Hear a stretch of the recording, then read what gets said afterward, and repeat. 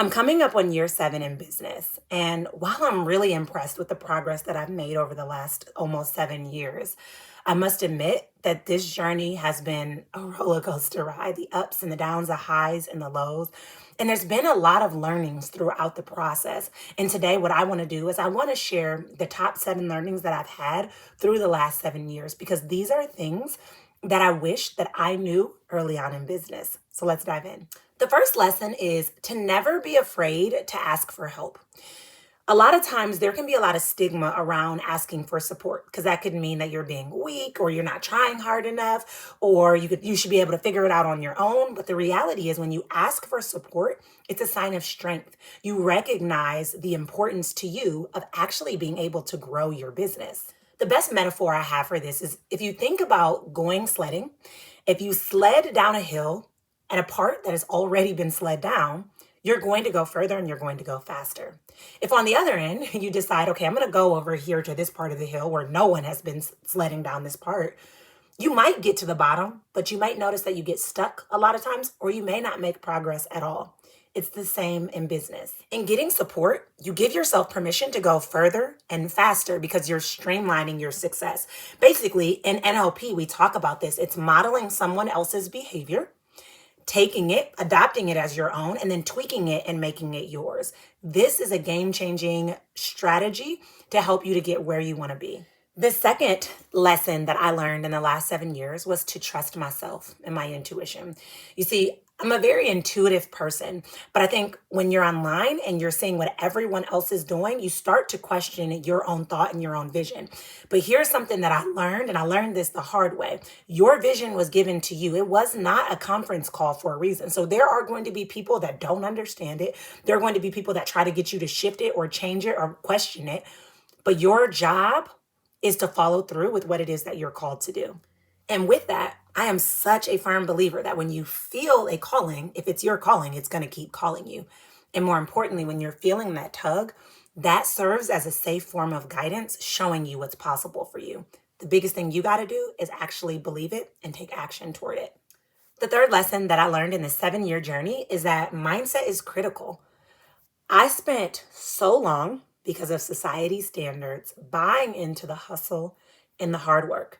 And what ended up happening is I burned out and I made very little progress. And then I started to adopt systems and strategies and all of these things. And while there's a time and a place for that, the reality is, if your mind is not aligned, it doesn't matter how many things you put in place. You have to first believe in your vision. You have to first see it in your head, because I'm a firm believer that if you see it in your head, you actually can bring it to your reality. This is actually proven through science in the process of visualization. So one of the things that I have done over the last several years to really be able to bring my vision to life is I have practiced visualizing it and seeing it in my head. And I've held that vision so that I can see what's possible for me. And it's a constant reminder. I've also worked on a lot of my mindset. So I've incorporated many mindset strategies into my business. So emotional freedom techniques, hypnotherapy, working with different mindset coaches and the like. And this has been such a game changer, because no matter how hard I hustled, I wasn't making the progress that I wanted. And when I adopted a great mindset that allowed me to see what's possible for me, things really began to shift.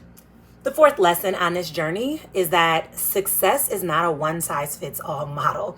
So many times we buy into this American dream of success, go to college, get married, have 2.5 kids, buy a house with a white picket fence, and get a dog, and work until you're 65, and retire and go live on a beach somewhere and spend time with your grandkids. And while for a lot of people that may really light them up because we've been sold that dream, for many people it doesn't. And for me, that wasn't my story. The truth is, there is no one-size-fits-all model to success. In fact, I wrote my entire dissertation on this very thing. I interviewed over 20 women, and I talked about their definition of success. And it was so interesting that when we really broke it down, not one person had the same definition of success, no matter how hard they tried to package it or what way they tried to make it look. And this is the same for business. No matter what you define your business success as, there is no one size fits all model to growing and scaling your business. And a lot of times when we see these gurus online that talk about, how much money they made in the first year and how they're traveling and their business model and how many times they post and what you should do and what you coulda, shoulda, woulda done, all of those things, The reality is it may not fit for you. And the more you try to adopt someone else's approach to being able to scale your business, the more frustrated you're going to become with it because it won't be sustainable. For example, one of the things that I really struggled with in the early stages of my business is I had a coach who told me I had to niche down. And so I niched down to just one focus. And while it allowed me to bring in some money, I became resentful of my business because it felt like I was talking about the same thing, doing the same thing. And the truth is, I'm multi-passionate. And so I had to do something that wasn't really common at that time. And I started to really showcase my different passions and the different things that I wanted to support people with. And from there, my business grew, but it grew in a way that felt so aligned for me. And I share this because I want you to know that it's okay to do things a little bit different. It's okay to make things your own. It's okay to begin to take a trail that's already blazed and tweak it just a little bit to blaze your own trail on top of it. And you don't have to let anyone convince you what's right or wrong. Ultimately, when you tune in and trust your intuition, you'll know. And you get to create success on your own terms. The fifth lesson may have been one of the most difficult lessons for me. And the reason that I say that it was difficult is because self-care is important in life in general, but especially within business, because a lot of times people quit their 9 to 5 and working 40 hours a week to go into business and work 80 hours a week because they're hustling, they're hardworking, they're really trying to build that foundation and scale their business. And so what ends up happening on that journey is we often put ourselves on the back burner. And as we put ourselves on the back burner, we run out of energy, our focus starts getting sidetracked, and we stop making the progress that we want. This is where a lot of people burn out and eventually throw in the towel with their business. But I don't want that for you. And so one of the things that I have really tuned into and prioritized to prevent that from happening is prioritizing my self-care. Now, the cool thing with self-care is it doesn't have to necessarily be something that takes a lot of time. It doesn't have to necessarily be something that costs a lot of money. It could be just being more mindful in the way in which you eat. It could be incorporating a 20-minute nap every day into your schedule. It could be deciding that you're going to do a spa day at the end of a quarter once you hit a goal. But the priority is to take care of yourself, to tune into yourself, and to really make sure that self-care is something that you normalize because you deserve it. And in order for people to be most impacted by the work that you do, you have to show up in the right energy. And that starts with taking care of yourself. The next lesson I learned on this 7-year journey is to be yourself. It can be tempting to compare yourself and your life to everyone's highlight reels that are posted online. And then in the process, you end up losing yourself. You lose your voice. You lose what it is that you want to do because you want to mirror and match what everyone else is doing because you want to create success. But what I learned in that process is when you try to mirror and match and copy and paste what other people are doing, you actually lose your greatest asset, which is your authenticity. Understanding who you authentically are and leveraging that and showing up from that place allows you to attract the right people directly to you.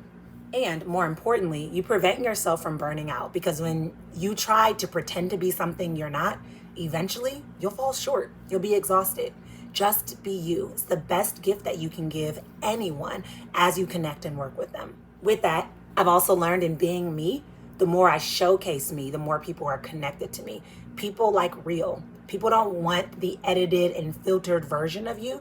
They want the raw and real version of you. They want to know who you are behind the brand, who you are in the brand, why you started the brand. And the more you begin to showcase and share this, the more you're going to connect with the right people. And the 7th lesson that I learned on this 7-year journey is what gets measured gets managed. And what I mean by that is what you focus on is what you find. So if you were to look around your space right now, I want you to notice all of the things that you see that are black. Okay? And as you find that, take a note of it. And then I'm going to ask you to just pause. I'm going to ask you to close your eyes. And I want you to tell me all of the things that you saw that were red. Now, you're probably wondering, why did you ask me to find the things that were black and then ask me to find the things that were red?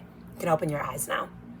The reality is what you focus on is what you find. So when you're looking for something, you are going to find it. If you're looking for all the reasons that you're not going to succeed, or you're looking for all the things that validate your limiting beliefs, or you're paying attention and highlighting all of your flaws and setbacks, you are going to notice a lot more of those. If on the flip side, You're looking for all the progress that you made and all the reasons that validate why you should succeed.